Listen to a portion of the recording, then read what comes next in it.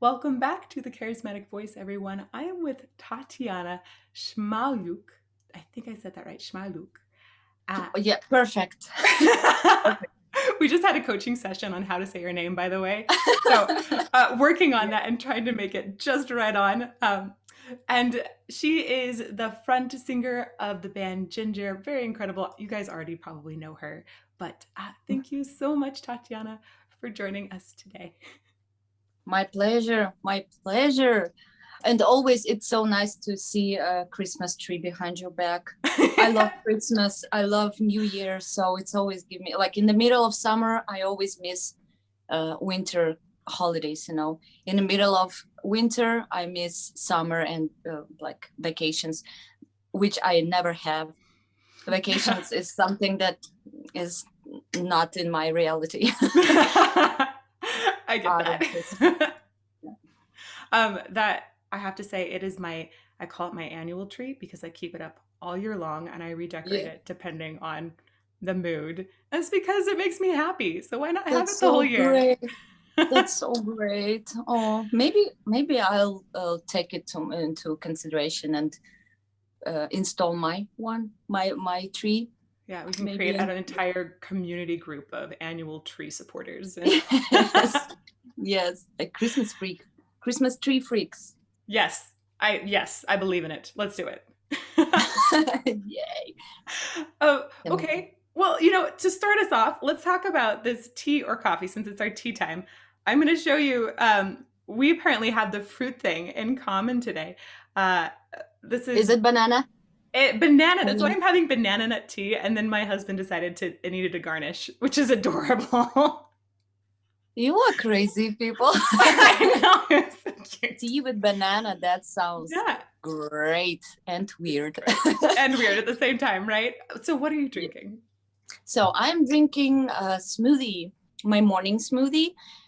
I made a lot, and apparently in the morning I drank the whole glass of this, or the whole mug, or what is that? And there was like a second one, like full of smoothie right here. So I'm drinking that. It contains, I know, like I can not know the names, like English words for the berries that I use, but let's call them berries. So it's frozen banana, frozen strawberry, frozen something like berries, like not black. Let's call them blackberries. I think that's a berry. Yeah, and coconut drink. Ooh. Yeah.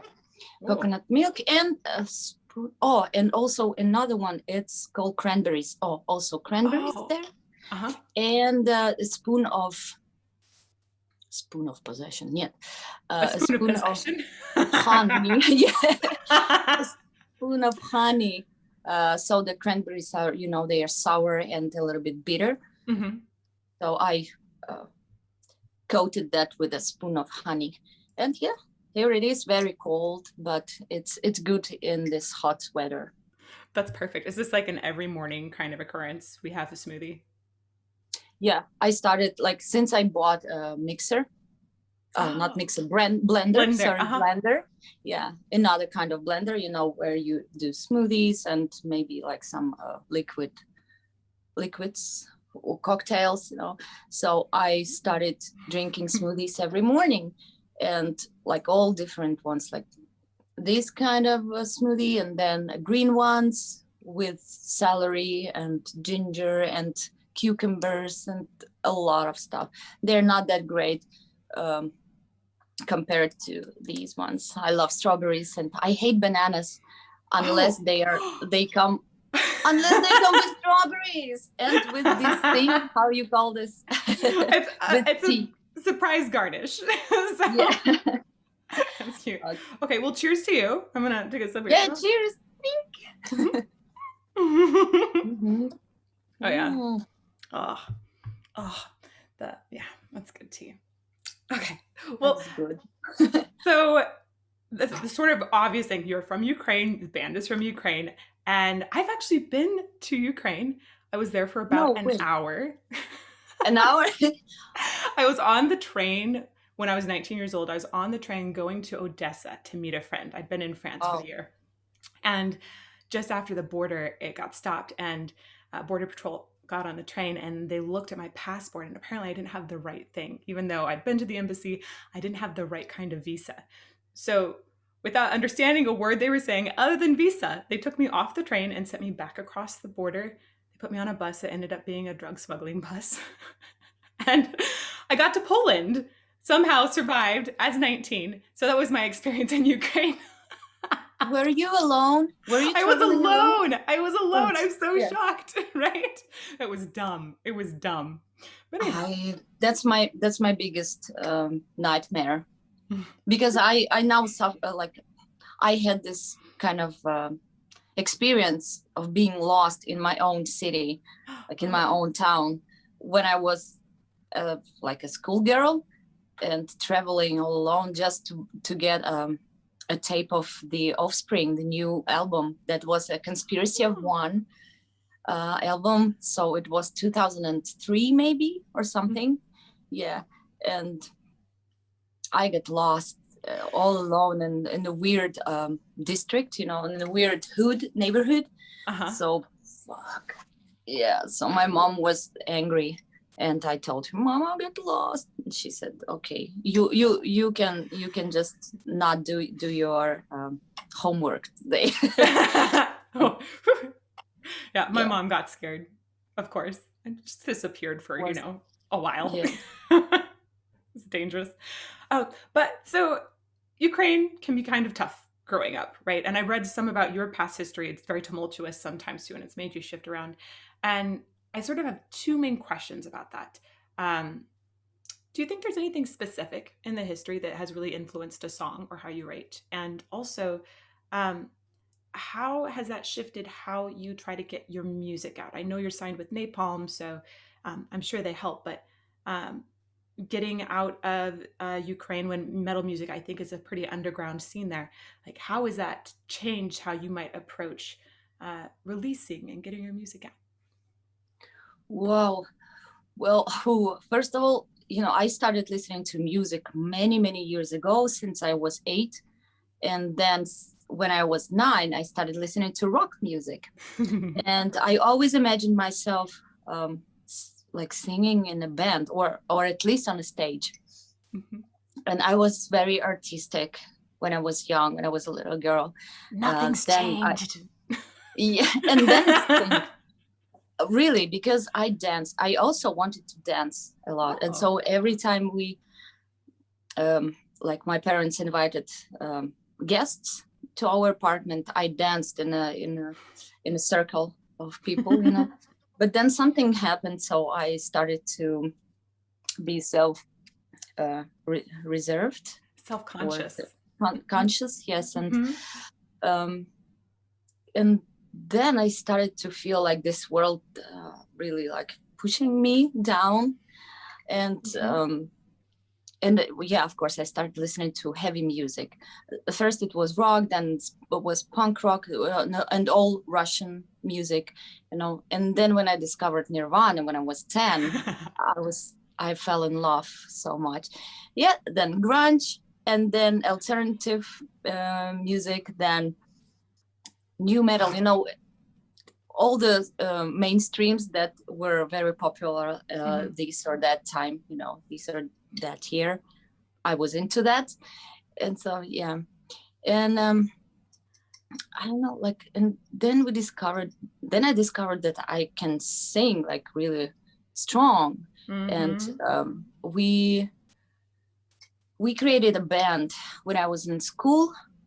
I don't know how you call it, like a high school. I don't know. When I was 15 or 14. So we created a band, and then we played like some New Year's parties in school also. And we sang, I don't know, this band is not very popular around the US, but it's called Guano Apes. It's from Germany. And they sang like big in Japan. If you ever heard, like it was very popular on MTV.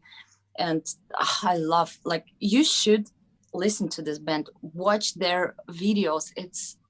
you will see where my inspiration came from, basically. So I was a big fan of this singer. It's a woman also singing. Mm-hmm. Yes, you should check it out. I will. Thank you. Yeah, Guano Apes. And then like I just wanted to be like her so much. She was such a badass singer, like wearing like all the like second not jeans but pants, you know, like all like new metalish kind of style, boyish, like tomboy, and I love that. And so I tried to sing with her, you know, trying to imitate her, and I found out that it comes easily for me. It comes easy to sing like her. And then when my classmates or my schoolmates, they heard it, they wanted to create a band, because they all listened to like Blink 182, Limp Bizkit, Papa Roach, and all this stuff, you know, Linkin Park, everything that was really like huge those years. And yeah, we clapped it together. And then like a few years I changed the band because that one fell apart. Then another band, and then it was like 2008. Voila. I sang I sang in my one of my favorite bands, and we started kind of touring, not touring, but playing shows outside our town, in a different town that was very nearby. And then it fell apart too. And it was so devastating for me. And I promised myself, and I really tried hard to bring them together again. Like, come on, we're doing so great. Come on. And they say, no, they have like different interests, like just like the previous ones, you know, the previous people, they had their own thing going on, you know, in their life. And so I promised myself I'm never gonna play in a band no more. And then like very soon, like we made friends with like different people, like young people, I mean musicians, they played the same music that I liked, and they invited me, hey Tati. So we knew each other, and they said, hey, come on, like help us out. So they knew about my promise to myself that I'm never gonna sing in a band. So they say, hey, please, well, can you help us? Because I already knew how to do like growls and screaming. You know, I always not screaming, maybe growls. My growls were like very horrifying. And yes. They said like no one in my hometown could do that.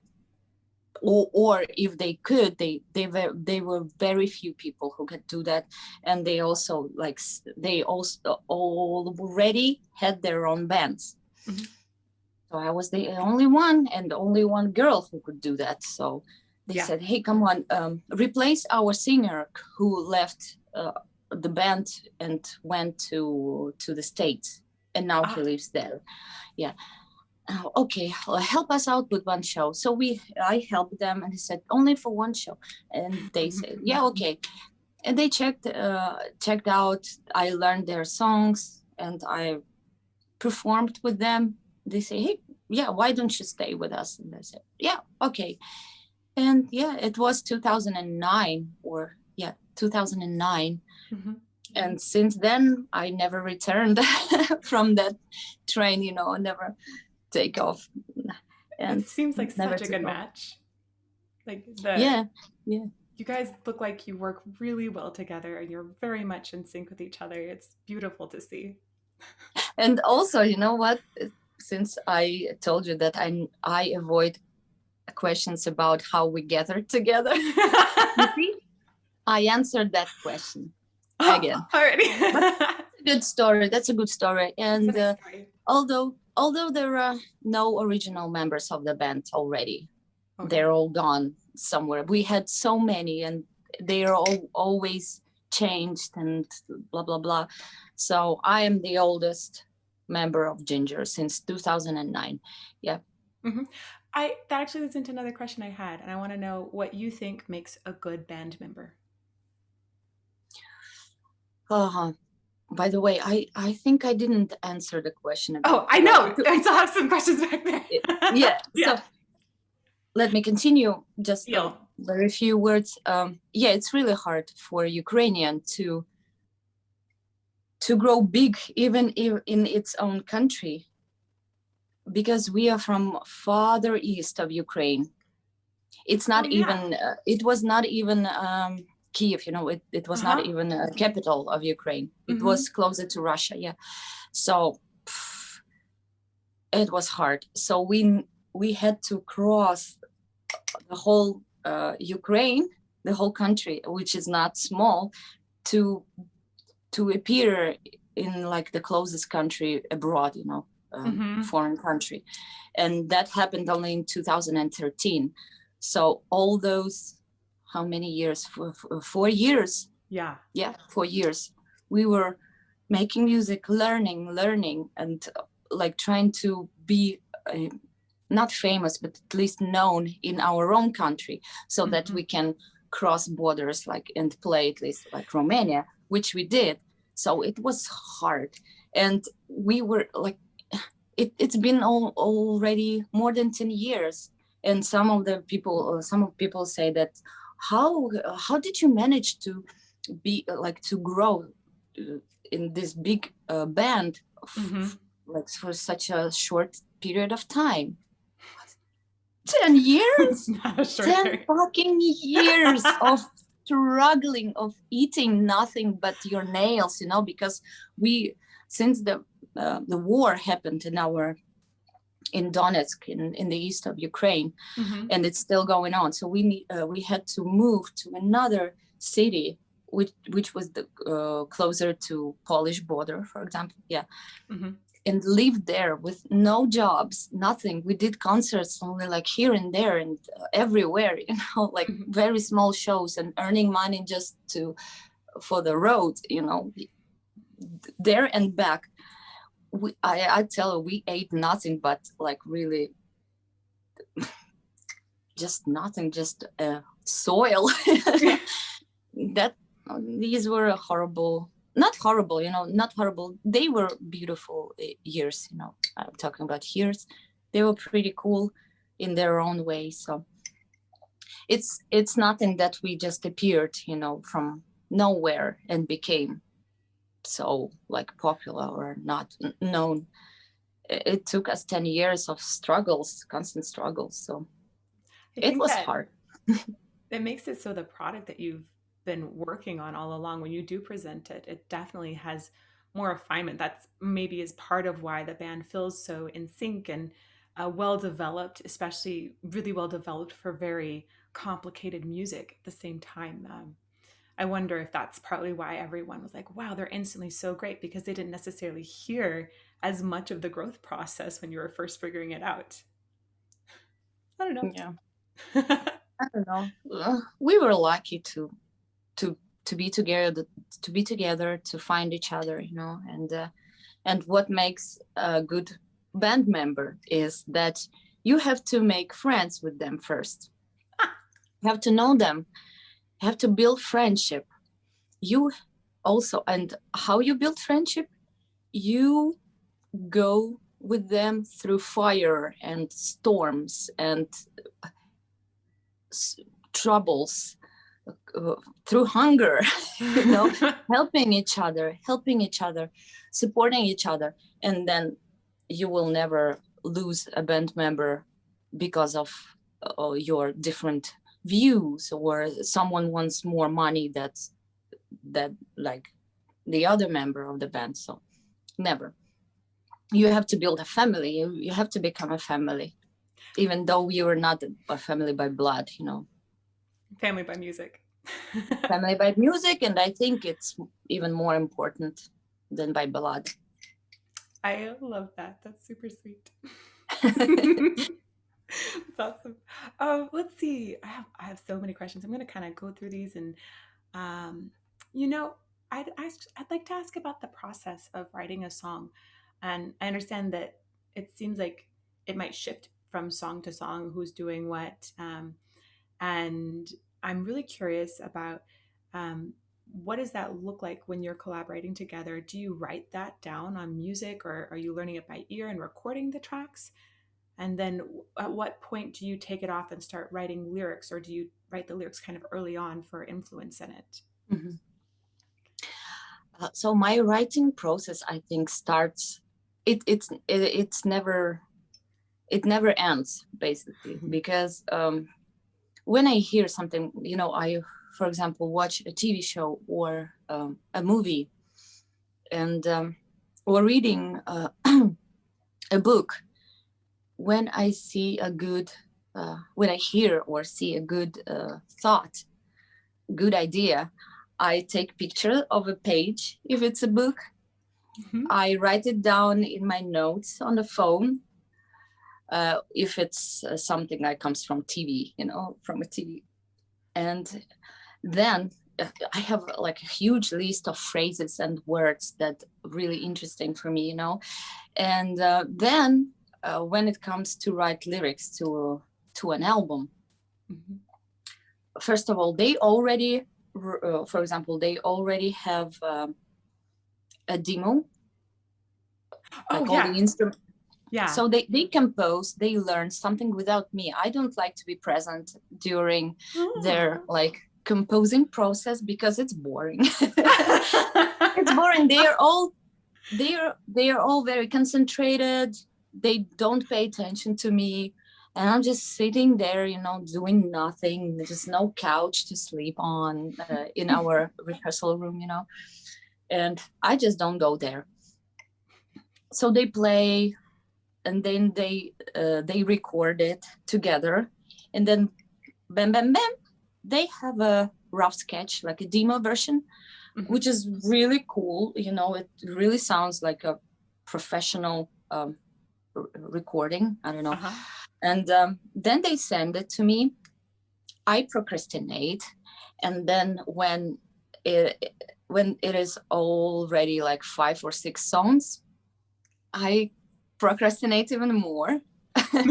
And when the whole album is done, they send it, and then I start panicking.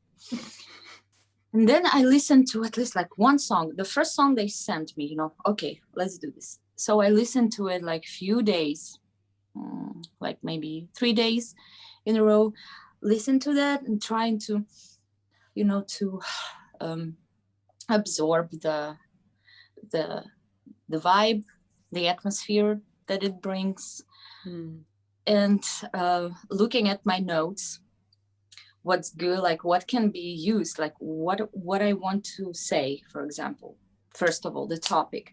And then I can try and write just prose, which happened before, like our song, No Hoard of Value. What you feel, what you breathe, is that what you really are? It came out of what you like so far.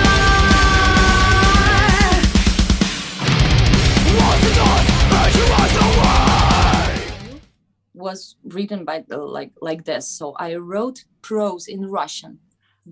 Everything that comes in mind. It's called a stream of consciousness. Yes. Right? Mm-hmm. Yeah, it's in literature. So wrote it down, boo, boo, boo, boo, boo, and then started to wait a second, how to say it? Forgot the word. Translate it into English? Turn it into English, yes. Yeah, translate it.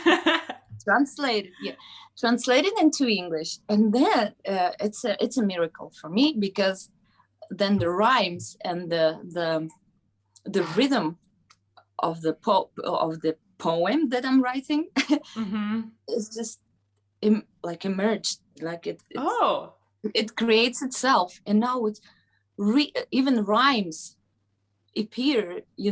That's amazing. Oh my God! it's like food cooks itself. That's so rare too. I've done so many operas in other languages, and then there's an English version, and we don't say English translation of it anymore because mm-hmm. It becomes a version, because you can't often get the right lining up of the syllables, or the rhyme scheme is off when you translate it from another language. For it to suddenly just work when it went to English. That's amazing. And that's amazing. Yeah, right. And that's amazing that you, from the Russian prose turns into English poem. That's crazy. Yeah, it's nuts. That's alchemistry, and yeah, that's what happens usually. With the new album, I did it again. I had a whole year of writing lyrics, but I only started when the deadline hit me hard, right in the jaw, and I was like, "Damn it!" and then I started sweating. You know, I started like sitting right here on my couch and just listening to the shit. And the shit is really hard to understand because the music evolved, and it's not easy to listen to anymore. It used to be like this: 1 2 3 4, 1 2 3 4, or 1 2 3 1 2 3. Now it's all like 1 2 3 4 5 3 4 5 6 7, like fucking nightmare, chaos. And they are like, you know, like this. What? It's easy to count. You just count, and it's like, dudes, you cannot count when you write lyrics. You know, you just, it has to flow. Mm-hmm. So I write it and write. The first song, the Vortex, from the new album was written. I wrote a passage in Russian, and it was already a poem because I felt like writing it in Russian because it wasn't in my mind. I was suddenly inspired. And then a few months later, when I had to record the song the next day, and I had nothing but this Russian passage, yeah, I'm in a big trouble. And yeah, I started to translate it, and it was easy. It kind of already like cooked itself again. And then edit more and more. And I read a lot of like I took some of the quotes from I forgot from whom, but it needs to be said. But never mind, some famous quotes. We'll put it in post. We'll like make a little comment in post. Yeah, it's from literature. Yeah, and it was all done by the end of the day, and kind of melody also also appeared in my mind, you know, the vocal parts. And so I kind of like, yeah, I had a draft in my head, kind of prepared to the recording the next day. Yeah, and that's just one thing.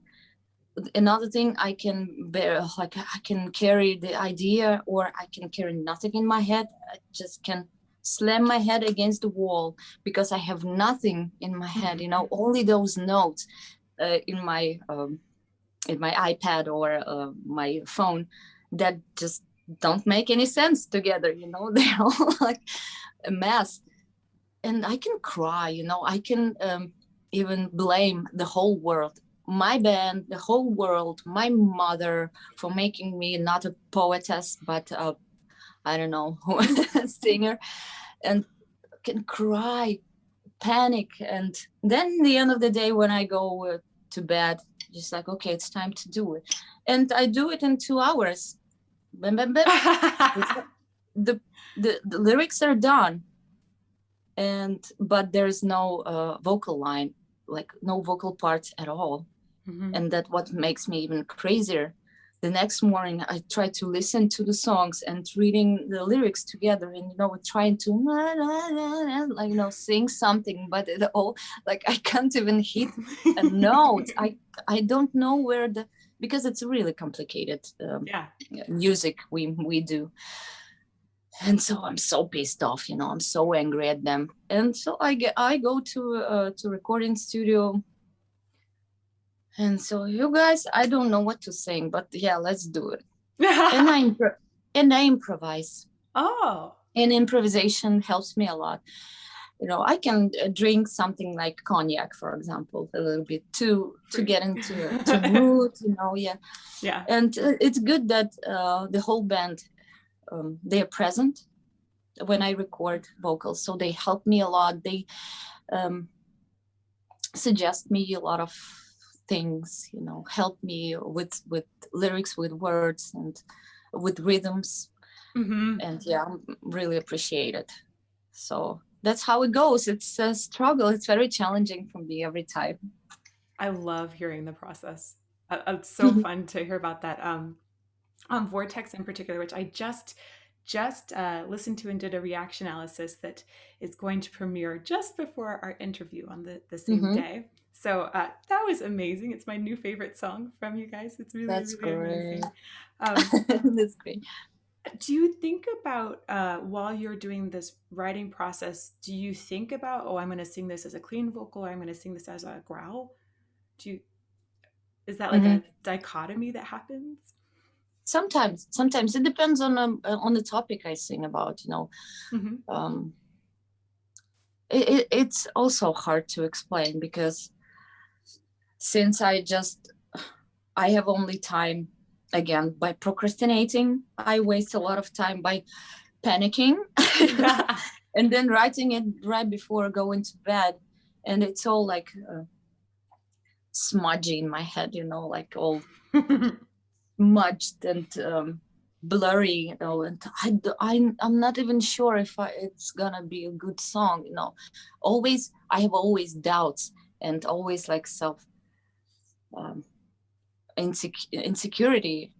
Completely, like, because damn it, I want to be even better than we did, like the last album, for example. I want to overdo it, like, overkill it, but and I don't know, it most of the times, most of the parts, they come out only in the recording studio, and they can they listen, they read the lyrics, and they say, okay, this line is cool, so we do it little by little, like 4 lines. Let's just scream or like sing 4 lines, and then just little by little. And it's crazy, because I have no idea what to do when I'm at home, but when I go to the studio and like standing in front of the mic and listening to like the first seconds of the song, I already okay, everything like falls into pieces, and into its place. It's crazy. It was the same way when I was a student and I didn't know anything. Didn't know, because I spent a lot of time like rehearsing, and practicing with my band. So I was a shitty student. and before, like, going to the exam and knowing nothing, it's a horrible feeling. It's like going to the war without any weapon, Yeah. The same with the recording. Just damn it. and then I start self-punishing myself. Why did I waste so much time? I had the whole year. But that's how I work. I work good under the pressure. So doing, like, knowing whether whether I'm going to scream or sing, it only comes, if not at home, when I'm writing lyrics, like with Vortex, for example. I knew exactly where I'm gonna sing and where I'm gonna scream. But Vortex and also Disclosure was another song that I was pretty sure about. But the rest of the songs were just completely unknown something. I've done game audio quite a bit too. I love video games, and I love the music and the sound in video games and how that's developing and emerging. It's so cool. So I was at a big panel presentation by some of these top composers, and they asked what inspired them, or the moderator asked what inspired them. And one of my favorite composers responded, deadlines. That was his greatest inspiration. Like, oh, I Yes, think you relate. exactly. I would say like, oh yeah, diamonds are the girl's best friends. No deadlines. Deadlines. Deadlines. I love that. Deadlines are a girl's best friend. Yeah, An artist best entrepreneur. friend. There we go. Yeah, Artist. artist Yes. best friend. I love it. Well, I'm very excited. I'm hoping that we get to hear Vortex at Bloodstock. We'll be there in a few weeks and get to see you live. So that's going to be fun. Yeah. And hoping we might hear some more songs from the upcoming album too. So be fun. Can we talk a little bit about your awesome voice? Just like, Sure. okay. I nerd so hard about voice science, and you were my introduction to harsh vocals on our YouTube channel. It was really fun. It was really, really fun. And the moment that you went into this growl, I just started giggling because it was such an amazing sound. Kind of like, I think I called you a video game boss monster, and like the biggest praise, because I think that's a really cool sound.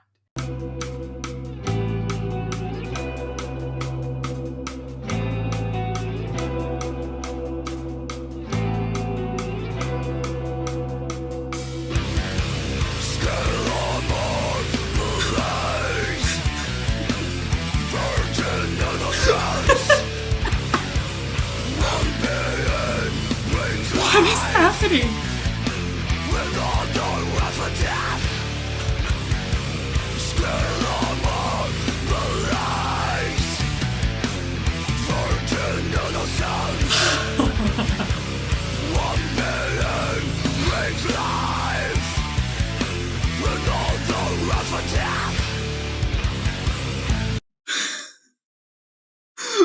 Okay, I understand why you didn't want me to even look at her backstory. Um, I didn't know that a human female could make a sound like that. Very amazing. So, partly because of that, I've been really inspired to just read more science about what's actually happening in the throat during harsh vocals. And I've read some about you and your journey and essentially working on those growls for a very long time. Um, I have a few different questions. The first one is, when you were working on yourself, on trying to create these sounds, you mentioned already that you listened to some singers for inspiration. Did you read anything about, I don't know what was available at that point, about how you might make that sound, or did you just experiment and feel it? Like, what was that like when you were trying to create these really cool noises? Oh, just let me remember when I started doing that. Oh, I started doing that in the middle of my university, not university, but institute years. Like I think I was in the second year of my university institute, because it's a different thing. Institute, yeah. And I remember I cut off classes because I heard, first of all, I was inspired once. Let me tell you the story, and everyone knows the story, or at least a lot of people. Mm-hmm. When I was at school, first, my friend showed me a band called OTEP Shamal. So I was listening to that. I was so into music. These were my most like awesome years, because I discovered like so many bands. It was so fantastic. And of course, I didn't have an internet that time. In school, I didn't have internet. I even didn't have a computer. Oh, wow. No laptop, no computer. Yeah. And so we just asked our friend who had one, and who had, like, and the internet was only available in some places, like public places where you go, you pay money for traffic, and then you like the dude, one of our friends, he started like downloading bands like their albums and stuff, for free.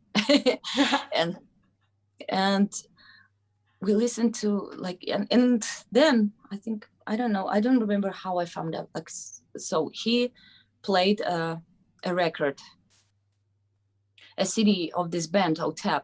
And I was like, that's so dark and depressing. It was also like new metal, but different way, like Deftones in their early years, something like that. And the voice was so emotional, like screaming and growling. The music was so heavy that your teenage self was like all,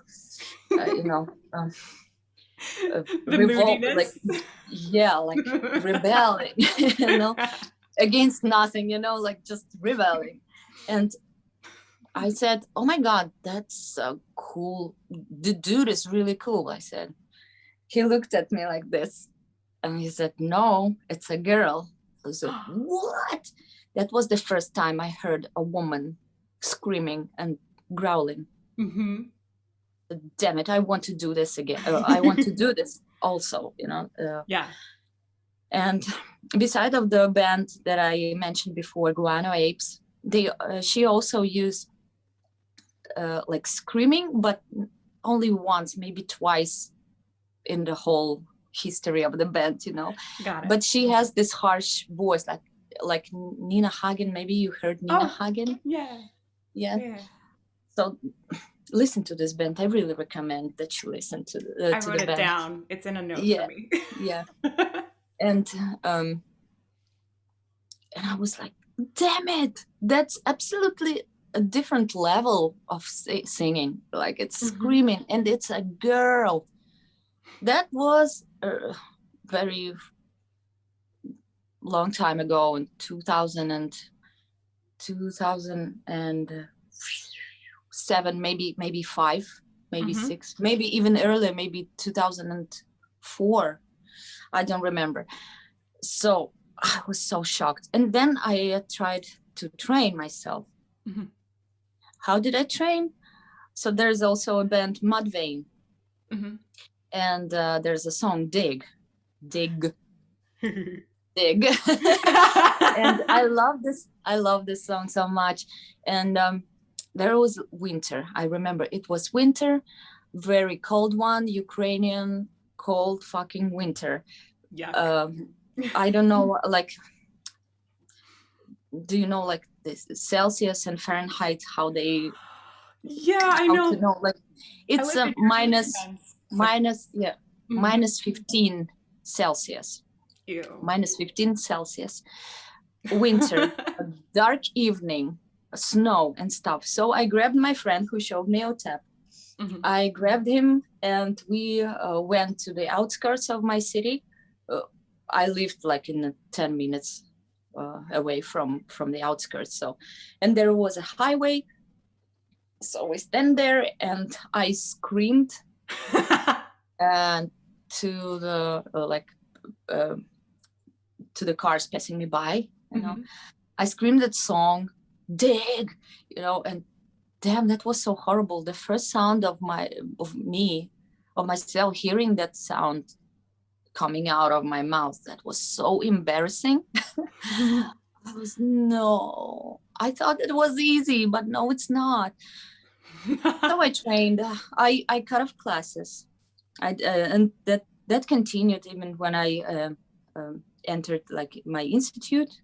I started. I became a student, so I didn't go to the classes, and I just screamed into my pillow.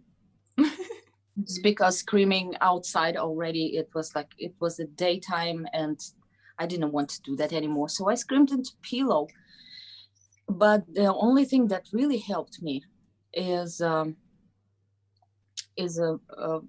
creating a band again and starting rehearsing and starting practicing. That's the main thing that can help to develop this skill. When you're it really, like, it took me many years, at least 5 years, and I'm still learning because, it's a very tricky thing, and it can say goodbye to you anytime. It's something that, like a sand, just slips through your fingers so easily. So yeah, you have always just remember it, like imagine it, how it goes, like it's all imagination. I think like voice is more how you see, like you like looking inside of your head and like seeing your throat working, it's weird. So, are there ever like specific locations that you think of one sound coming from? I know from reading about it, there's like there's the true vocal folds on the bottom. That's a clean singing. You have your false folds, which tend to be, they're supposed to be mostly associated with some of the lower harsh vocals, and you have like aryepiglottic and your arytenoid cartilage and all of these different structures and other things in your mouth that can create rattles. Do you feel like sensations that are, I know, I've been reading so much about this. So do you ever feel like sensations that feel like, oh, that one felt higher, or it felt like a rattling kind of behind my tongue, or that one felt lower, it felt more open, like down here and more closed up here? Do you have sensations like that? Yes, of course. That's the only thing that I am led by, because I have no idea how vocal cords are built, how they even look like. No, I know that there's like this thing, exactly. But that's the only thing I know, because I have no idea. Like I don't know the theory, don't know the anatomy. Sorry, no, that was great. Anatomy, and I have no idea how to use that thing unless I just do it because I know, because I can imagine it, And of course, yes, I feel these things, and that's when I can recognize if I'm doing it wrong or right, or not, or at least it works for me or not, because I don't know how it, whether it's right, or I don't know if I'm doing it right, really. I just do it because it works for me, And when they ask me, what technique do you use? I have no idea, they say fry, for example, but it's not fry. I know that because I tried fry, and I couldn't do it. I couldn't. It was like really hard for me, although they say that the fry is the easiest way to produce this sound, sounding like a growl, but it's not a real one, but who knows, I can't do it, so I cannot judge. Other people say that this guttural, yeah, right? Guttural, I have no idea what it is. And then other people say that I use false chords. False vocal folds. Nope, I've never heard of it too. So I just do it. And also a lot of people ask me, hey, please, can you be a teacher? Like, can you teach me how to do that? I said, without knowledge, like without even having certain terms, I cannot teach you. I cannot like show you like on fingers, how it works, because it doesn't make sense. It's gonna be embarrassing to myself, because I'm not a teacher, and if I'm not, you are not a student, and it's not a lesson. So yeah, and I always said, no, I don't know anything about that, so I won't teach you. You mentioned sensations and like referencing like what it feels like in here, for saying, okay, yeah, that I think I might be in the right place, or like a better place than another place. Is there a sensation that you associate as being good, or a sensation you think is bad? Sometimes I have a good, you know what? I have the sensation that works for me. I think I do it with my nasal, it kind of involves my throat and my nose, so there's a sound somewhere in between, because I noticed, and one person actually noticed that, do you sing through your nose? And I said, well, I think I kind of use this like nasal sound, you know, because I talk like that. And also I have this this kind of like weird feeling, not healthy one. I always try to do this, you know, like this, you know, because there's something between my nose and throat that is constantly or dry, or there's something like a booger, you know, something stuck there. And it's been a while since I have this thing. So I think it's maybe not a disease, but kind of an like a problem. Let's call it a little problem that kind of works for me, you know. And I also rely on the frequencies of vibration. So that if it vibrate like in I really don't know how to say it, like this. We imagine like if it this, feels like steady. It's average, yes. Sometimes it vibrates like this, and it's not really good. I sound like an old man, like not even this, you know. It's sounding like very sick, and like I'm drunk, big guy with a beard, you know, like a truck driver, you know. What an image. Sound like this, like, you know. And sometimes it's really like high vibrations, high frequency. Yeah, when it's too that fast. It doesn't, too fast, that it doesn't sound like screaming, for example. It sounds like like just a clean, disgusting, annoying sound. So I always want to reach this medium frequencies, you know, medium speed, you know. That's the thing. And it's all also it's sensation and imagination that I see it myself like this. So it's not always sound good, not always. So sometimes if I do it too many times, if I on the tour constantly, I can forget how to do it. And when I just started, when I first started doing this, like screaming, for example, and growling many years ago, it sounded so good, and I didn't put much effort into this, you know. It was like really easy when I was much younger, but now it's absolutely different. It sounds absolutely different from what it used to be. It sounds so that cool. big. Thank you, but the previous one was better. And I changed it.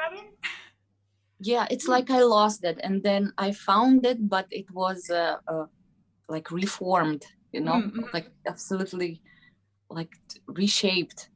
And then I lost it again, and then I found this again, but it changed again absolutely. So I don't know. It's a living thing. I know it for sure, and it lives its own life. For sure.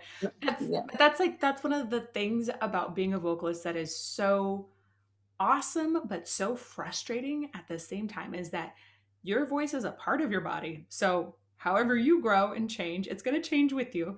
It tells your life story even if you don't want it to. Right. And you know, reading about, also you talked about how you do continue to work on your technique, and it does continue to change. And I heard that in Vortex as well. By the way, the music video was fantastic, just really out of this world. I loved it, especially the part where the black hole responds to your voice as a music visualizer. I can't like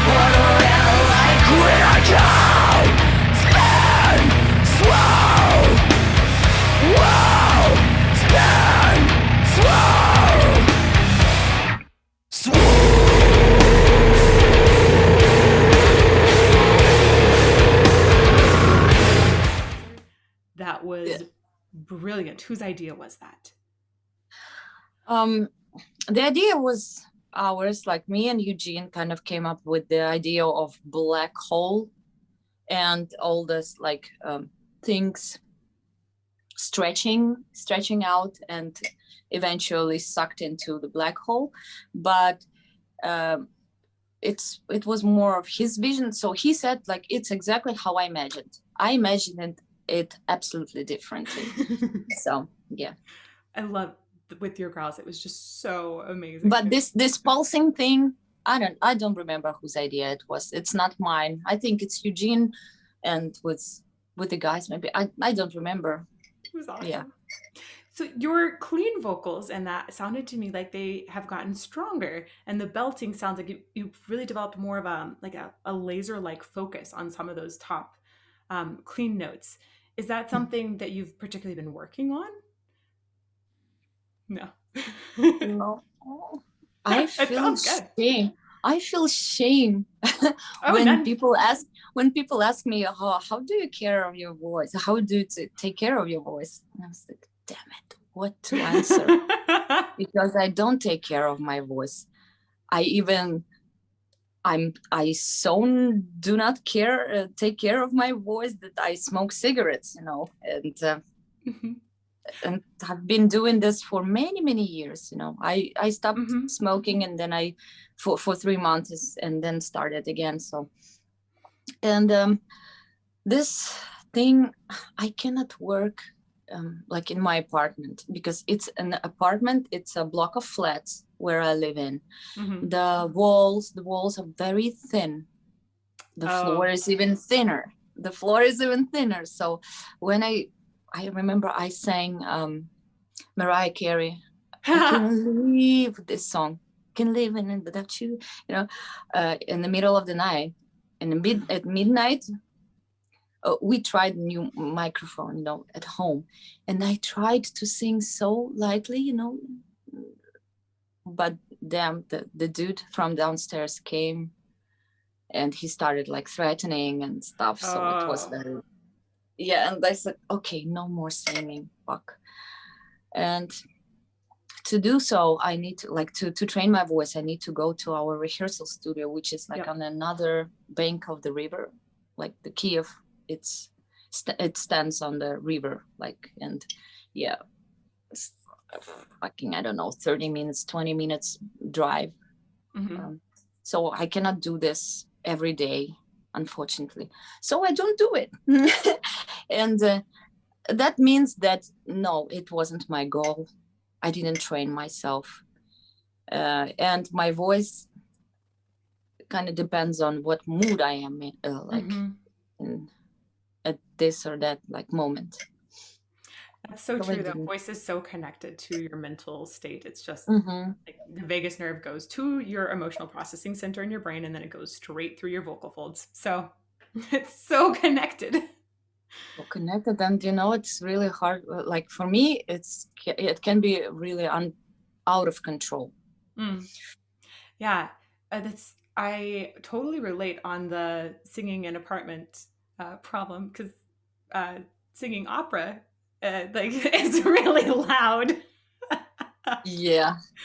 So you really have to be in a house away from a lot of people to be able to practice and not disturb somebody, and that just doesn't happen unless you grew up on a farm, which is where I grew up. So I practiced on a farm, and that was fine.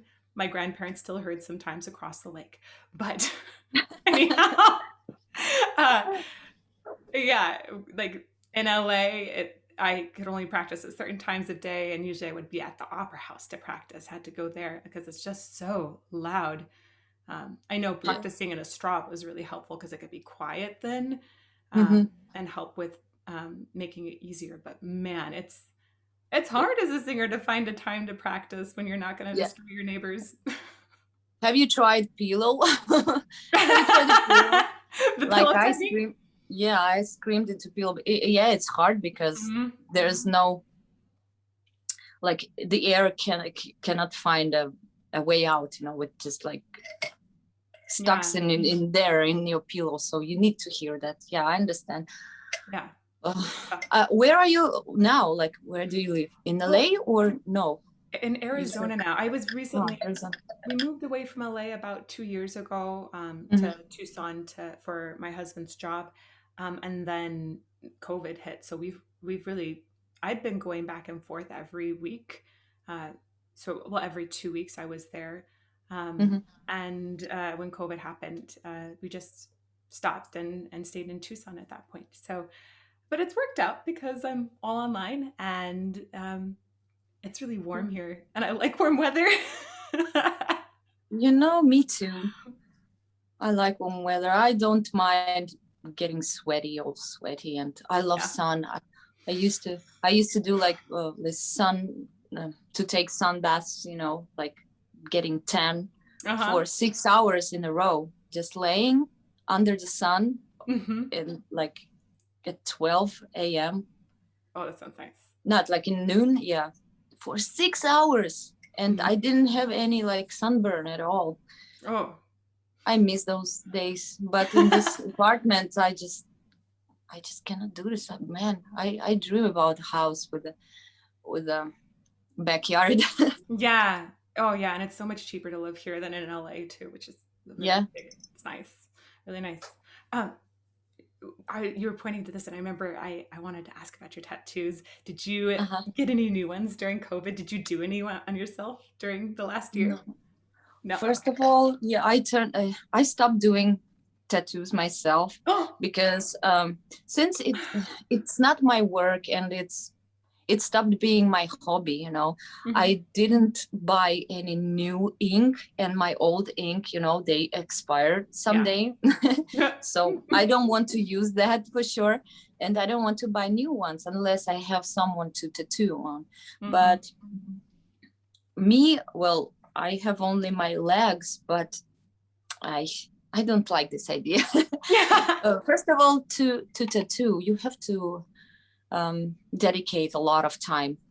First of all, drawing just on paper, and then working with a tattoo gun. It takes a lot of time. It's very time consuming thing, unless you want to do it as a full-time job.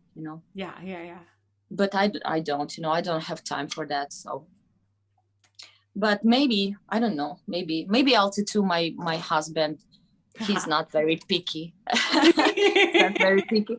And what else? So I didn't tattoo myself, and I just remembered about tattoos when recently I asked myself, hey, I have so much time now that we recorded, composed this album, and there are no shows. So what am I doing? What am I sitting?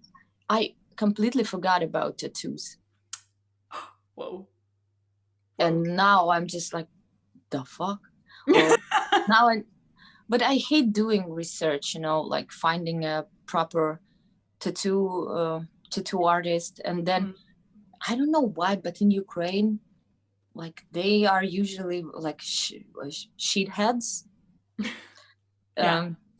really rude and self-centered, and acting like you are nothing, like, oh my God, dude, like I'm a client or not. So they don't give a shit, they're too like snobs, snobs. Tattoo snobs. So that's really kind of a stressful thing for me to find a proper tattoo artist and then work with him. But damn, I need to do that. See, I completely forgot. That's why, like, maybe because I'm not really addicted to tattoos at all. Yeah, thank you. They always say, oh, tattoos are so addicting, and not really. So I have mine, and I completely forgot because I have a lot of things to think about. Beside the tattoos. For sure. Things to think about, like upcoming tour and Bloodstock. Again, I'm really excited to actually get to hear you live. That's going to be fun. I have some patron questions here. Do you want to talk about some of those? Yeah, sure. Yeah. Let's do it. So these were submitted by some really awesome supporters of our channel, The Charismatic Voice, and they adore you. So anyhow, they submitted these questions. Yay. Luke Thurman wanted to know, he said, Perennial is one of my favorite songs and it has a lot of personal meaning to me. What is the actual meaning behind the song for you? For me, also a very personal thing. Not very, but still. I started writing the lyrics to the song when it was fall in Kiev in Ukraine. And I think it was already like November or something. So constant rains. The view from my window was horrible. The view was another brick wall of another building. Oh. So before this song, I really hated fall. I hated fall, you know. So depressing. How people can even love it, you know? Because there's only a wall like in front of my my windows. It's crazy. It's nothing beautiful about this. It's just dirt. And then I wrote the songs about like dying. The nature is dying. There is nothing new about this, you know. But I compared this to my life, and I always wanted to just to lay down and fall asleep in September, for example, and wake up in May or in April, you know, when the spring comes, March. But March is really also shitty month weather-wise, you know. So, and also it is a song about life and death and constant changes and the circle of life. And there's nothing depressive about this song, absolutely nothing. You just die and then you are reborn. It's more promising, like more like promising songs, you know, like the good one, positive, and just how life goes. That's it. So it's beautiful philosophy. I like that you put that into the song. That's really wonderful. Yeah, I love growth.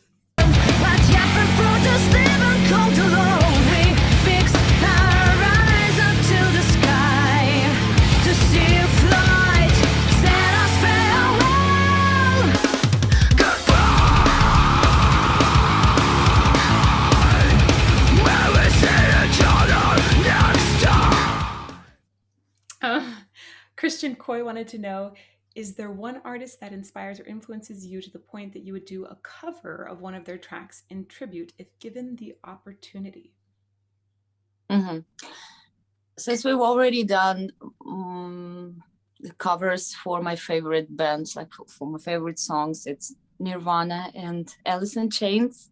Of course, I would love to do Amy Winehouse, and I would love to do Guano Apes, this band also. And who else? Ooh, so many songs that I love, and so many songs that I stopped listening to. That's why I just forgot. So let's consider these. Amy Winehouse for sure. I did Bob Marley, and I love Bob Marley so much. And yeah, that's it. Which Amy Winehouse song would you do? I know. At least 2 from each album. Wow. Tears Dry on Their Own. My Tears Dry on Their Own. And I don't know, I love every song.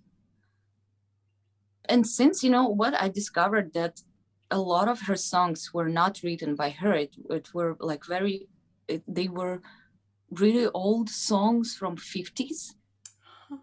And I was so disappointed. When I heard, like my husband really loves like this, not rockabilly, but something like rock and roll and stuff like on vinyls. And he played some like ska, I think, or something like that. Yeah. Like, and I heard this, oh my God, it's an Amy Winehouse song. But I know it's like 1950s. And I was like, no way. And then I hear one more song from an older artist. And I was like, no, please, no. And then it pisses me off why people don't mention the actual artist, you know, who wrote the song. I agree. So yeah, but yeah, Tears are on their own, and so many, many of them. She's a pretty amazing artist. Yeah. All right, here we go. Michael Lubaloo wanted to know, where did the name Jinjer originate from? Mm-hmm. Oh, I wish our guitar player who left many years ago, he was a founder of the band. He came up with this type, with this name. I hate him for that because seriously, honestly, I don't like the name. But yeah, the rest of the guys, they're okay with that. But it's too late. Anyways, it's too late to change it. So it means nothing, absolutely nothing. Just ginger. It's not even ginger. It's not even a root. It's just ginger, nothing. Oh, by the way, there is a band from South Africa called Just Ginger, by the way, and spelled with the same way. J's. Yeah, Huh. yeah. Huh. But I don't think they exist anymore. But they used to. Was it like a fan group or something, or No, actual band. They played like some light rock music. Okay. Huh. Yeah, Just Ginger. Right before, like when we appeared, we googled, oh, is there like any name? Yeah, but Just Ginger. Well, all right. And it doesn't mean anything, and we just to get rid of those questions, we say, hey, it's just the sound of a distorted guitar. Let's think like that. That works. Yeah, that can work. Yeah. Ruben wanted to know, metal fusions with jazz and reggae turned out to be very successful and very much appreciated by Jinjer fans, and it has become very much a part of the uniqueness of the Jinjer sound. I love that about you guys. Are there more crossovers you've played within writing, or just when you're jamming together? We never jam together. Never jam together. Together, if a jam is what I know. Yeah. Jam is just like playing, having fun together. You know, we never jam, and that's an unfortunate thing. But I really prefer to jam with other people because it's something new, and I already know our band, you know, and I love to be involved in some and like another process of playing music with other people. It's because it's like communicating with new ones, you know, through music. And yeah, since we never jam, we never did anything like together. I remember that Vlad, our drummer, he once suggested that we should do a song "Black to Black" by Amy Winehouse, but in a black metal version. Oh, that's kind of fun. Yeah. But and he plays guitar also, so he also like recorded his guitar, but I said no, dude, like I don't want to do that. Kind of, I don't know. So I don't know what else we can add to Jinjer music, except of jazz blues, and reggae. Opera maybe. I know. I was gonna say I have some opera. Yeah, but only if we invite a professional singers, opera singers, because I cannot do it. Like I can try, you know. I always like I can have fun on like on sound checks, like singing like, what? But it's all like just kidding. Well, it's really, I love the crossover aspect that you guys have brought out so much of. It's really cool. Quirky Uncle Dave wanted to know, as touring starts up again, do you foresee any lessons learned from the past year that will lead to positive changes in any aspect of touring or performing, either industry as a whole or with Jinjer specifically? Whoa. It's a great question, right? Uh-huh. I know your tour was cut short by pandemic.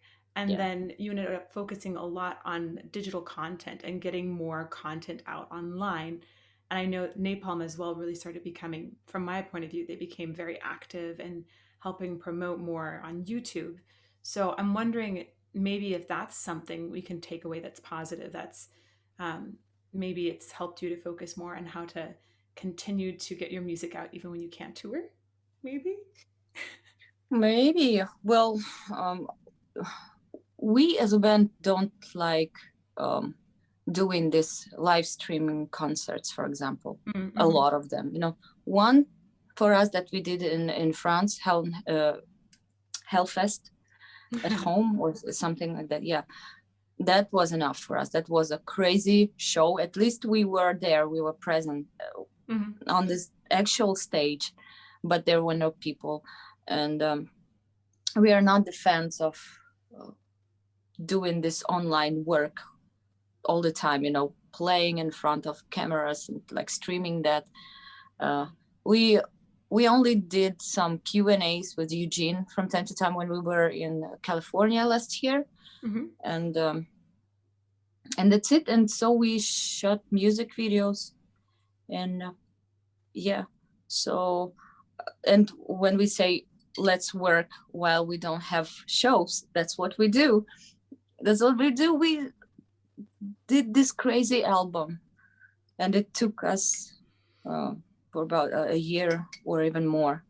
And so what else can we do? We cannot like tear ourselves apart and send to do another work. So I think we do everything possible for ourselves just to stay on the boat. Yeah, I mean, I think you guys did a fantastic job. I just really, really do. It's so cool to see your content coming out now. And yeah, amazing. Thanks. By the way, we're waiting for another music video, very soon. Yeah? Yes. Yay! Oh, that's gonna be great. In a week, maybe? In a week? So when this interview releases, that music video might be out at that point. So just to anybody that's watching, go look for it. Yeah. Okay, because it's on the 28th of August. Yeah, I think we're going to release this on the 28th of August, you said, not July? Oh, not August, July. Sorry, July. Yeah. All right. It will be out by the music video will be released at that point because this will release on July 30th. Oh, I see. So then we can use another hour talking about the music video. I mean, if you want to talk about it now, I promise you it will not be published until that video is released. It's up to you, though. Well, I don't know. Kind of, maybe we'll leave it for another time. Let's leave it till Bloodstock, because I'll see you at Bloodstock in like 3 weeks, probably. So why don't we talk about it then? Maybe. Yeah, we'll see. Maybe. I have 2 more patron questions. Kirby wants to know, he said, I've read that there has to be the right project or sound for Jinjer to consider a collaboration with another artist in the future. This is kind of similar to Ruben's question, actually. He said, is there a particular genre, however, that would pique your interest for a collaboration? Yes, of course. If there's something that sounds like old No Doubt, I would love to collaborate. If it's reggae or funk or ska, I would love to collaborate. And I don't know, I don't see any, like, unless it is folk metal. I don't like folk metal at all. Yeah. And I don't see myself, for example, collaborating with like this symphonic metal, unless I will be growling, and then we have a girl who's singing like opera singer, right? But I'm not sure. I'm more like, if it's a collaboration, I don't want it to be a metal one. Yeah, that's for sure. Yeah. You're like, I would collaborate with Gwen Stefani. Damn. Only if we travel to 1994. Okay, got it. When I was 6 years old. So, 7. Yeah, 7 years old. I will be 7 years old, man. Wow, I know. This feels like it was not so long ago. And then finally, Joel Kennington for Richard V wanted to ask, was there a personal influence that you draw inspiration from in your songwriting and clean to distorted vocal techniques? So I think we kind of talked about that, but if Mhm. there's, I think the personal influence might be not asking just about the band, but maybe about the feelings or, something that was about your past that wasn't necessarily about a singer. Mhm. What is the voice of the voiceless? Maybe that's the Oh. feeling that can lead to this desperate cry, or not. I like to think about myself as, I'm shy person, Mhm.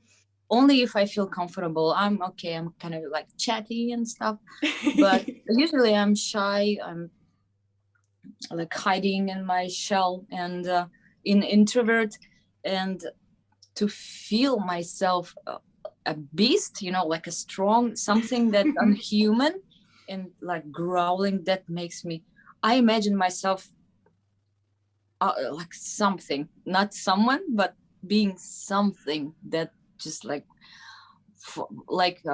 Godzilla, for example.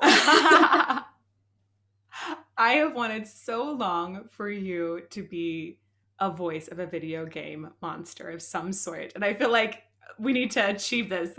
Just, find that big boss monster and have you voice it. It would be amazing. Yeah, no, I had a chance to do that. Like I really did a voiceover. I Hmm. tried for the Yeah. role um, to be a voice actor, Yeah. but then yeah, for some video game. But then with the pandemic and stuff, they just said that there was some problems with whole like hiring people, for that thing, especially like Hmm. people from different countries. So Well, I know a lot of people that do audio for video games a lot. I'm in video games in various ways. And mhm. so I will tell you that I will pitch your voice, if you would like it, to some really awesome game audio people. If you would like it. If you would not like that, I don't need to do it. I would, the one that I tried to, like, I really liked doing that, And I don't know, like, we can talk about it later. Okay. Yeah, Okay, yeah, totally up to you. If it's something that sounds fun, cool. If not, no big deal. yeah, yeah. It um, sounds cool. Yeah, I love where games are going. So I think that wraps up the patron questions. Just to kind of wrap up our conversation, I want to know how we can best support you. Everybody that's watching this, what should we do to support Jinjer, to support you? Where can we buy your music? Where can we find and listen to your music the most? Oh my God.